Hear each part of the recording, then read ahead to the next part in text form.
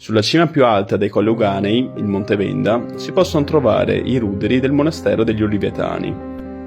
Fin dai tempi più antichi, i Colli Euganei era un luogo prediletto per eremiti e monaci. Un testamento del 1197 testimonia per la prima volta la presenza di edifici religiosi sulla cima del Monte Venda.